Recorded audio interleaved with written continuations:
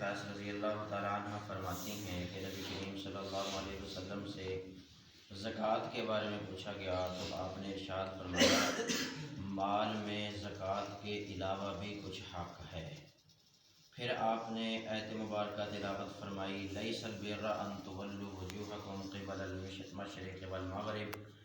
کہ اچھائی صرف مشرق اور مغرب کی طرف منہ پھیرنے میں نہیں ہے بلکہ ولکن البر من آمن باللہ والیوم الآخر،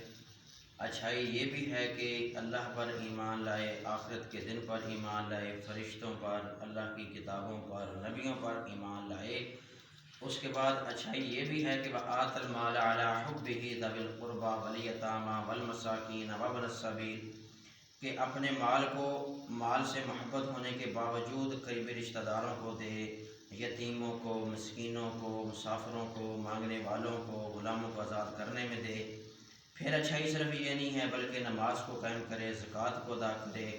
وعدہ کرے تو اس کا پورا کرے، مصیبت تکلیف کے وقت صبر کرے۔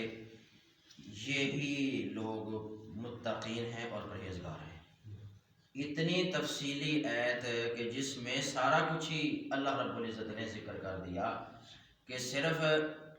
ہمارے ہاں یہ نماز روزے کو جو ہے نا اچھائی نہ سمجھو، بلکہ یہ ساری چیزیں اچھائی میں شامل ہیں کہ عبادات کے ساتھ اپنے مال کو خرچ کرنا۔ پھر اس آیت مبارکہ میں زکوٰۃ ادا کرنے کا الگ سے ذکر ہے، مال دینے کا الگ سے ذکر ہے۔ اس سے معلوم ہو کہ زکوٰۃ کے علاوہ بھی مال کے کچھ حقوق ہیں کہ جو مالدار لوگ ہیں جب اپنی زکوٰۃ ادا کر چکے ہیں اور اس کے بعد ان کو معلوم ہو صاحب ثروت آدمی کو کہ اس کے پڑوس میں کوئی فاقہ والا ہے، اس کا قریبی رشتہ دار کوئی سخت محتاجی کی حالت میں ہے، کوئی مصیبت زدہ ہے، تو ان پر بھی اس کو خرچ کرنا ضروری ہے۔ اب اس کی فضیلت کیا ہے؟ اللہ رب العزت نے قرآن عظیم الشان میں ارشاد فرمایا مثل الذین ينفقون اموالهم فی سبیل اللہ، وہ لوگ جو اللہ کے راستے میں اپنے مال کو خرچ کرتے ہیں ان کی مثال ایسے ہے جیسے کہ ایک دانہ ہو، ایک دانہ کی 7 بالیاں ہوں اور ہر بالی میں 100 دانے ہوں۔ ایک دانے سے 7 بالیاں ہو گئیں اور ہر بالی میں 100 دانے ہوں تو ایک دانے سے 700 دانے ہو گئے۔ ایسے ہی اللہ کے راستے میں خرچ کرنے والا کو اللہ رب العزت بڑھا چڑھا کر اس کو اجر عطا فرماتے ہیں اور وہ 700 گنا تک اس کو بڑھاتے ہیں۔ حضرت انس رضی اللہ تعالیٰ عنہ فرماتے ہیں نبی کریم صلی اللہ علیہ وسلم سے پوچھا گیا کہ کون سا صدقہ افضل ہے، کس زمانے میں صدقہ دینا افضل ہے؟ آپ نے فرمایا صدقۃ فی رمضان، رمضان میں صدقہ دینا یہ افضل ہے۔ اس لیے رمضان کو انفاق فی سبیل اللہ کے ساتھ بھی ایک خاص تعلق ہے، اس لیے کہ جب رمضان کا مہینہ ہے اور اس میں ہر نفلی عبادت کا ثواب فرض کے برابر اور ہر فرض کا ثواب 70 گنا، تو اس میں لہٰذا مال خرچ کرنے کا ثواب بھی عام حالات کی بنسبت بہت زیادہ ہوگا۔ اور ویسے بھی سرکار دو عالم صلی اللہ علیہ وسلم کا رمضان المبارک میں صحابہ کرام ذکر کرتے ہیں کہ 3 چیزوں میں ہم معمولات کے اندر اضافہ دیکھتے تھے، ایک عبادت کے اندر، دوسرا انفاق فی سبیل اللہ کے اندر، اور تیسرا گریہ زاری کے اندر، دعا کے اندر، مناجات کے اندر۔ سرکار دو عالم صلی اللہ علیہ وسلم بھی رمضان کے اندر عام روٹین سے ہٹ کر زیادہ خرچ کیا کرتے تھے۔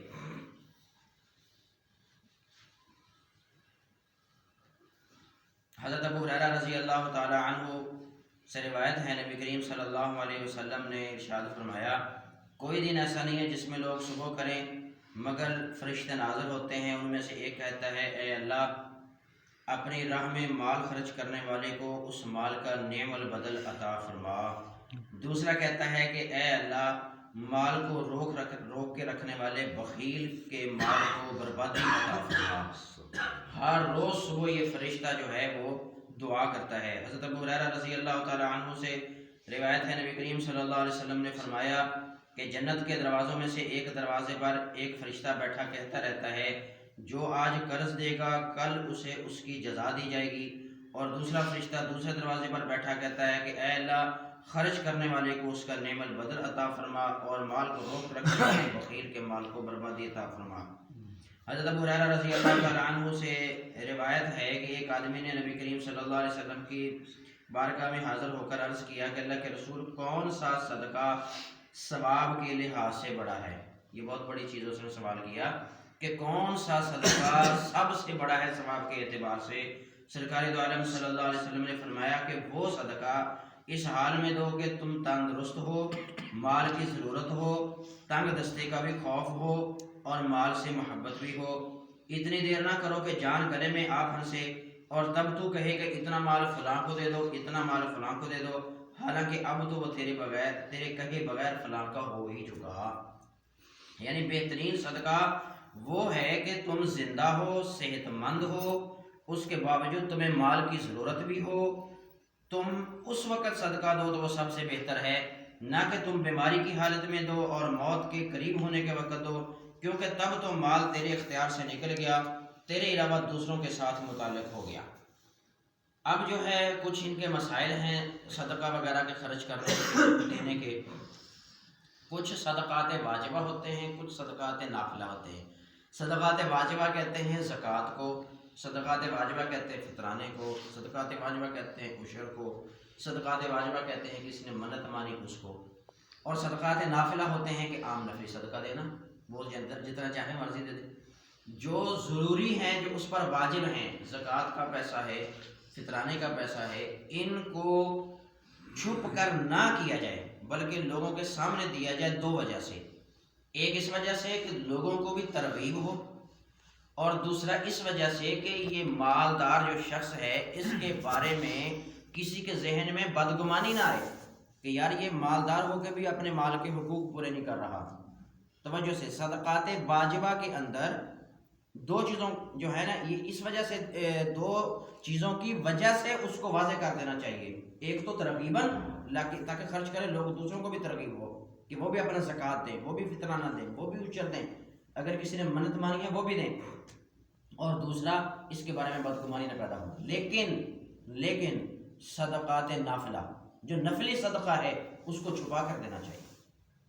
آج ہمارے ہاں کیا ہوتا ہے کہ ہم کسی کو اگر کوئی چیز دے بھی رہے ہیں، آپ بھی دیکھتے ہیں کہ سوشل میڈیا پر اس کو چڑھایا جاتا ہے، اس کی تصویریں بنائی جاتی ہیں، اس کی تشہیر کی جاتی ہے، اس کو اخباروں میں دیا جاتا ہے۔ یہ غلط ہے، یہ اس کے نفلی صدقے کے ثواب کو ضائع کرنے والی چیز ہے۔ نفلی صدقے کو چھپا کر دیا جائے، صدقات واجبہ کو واضح کر کے دیا جائے، اور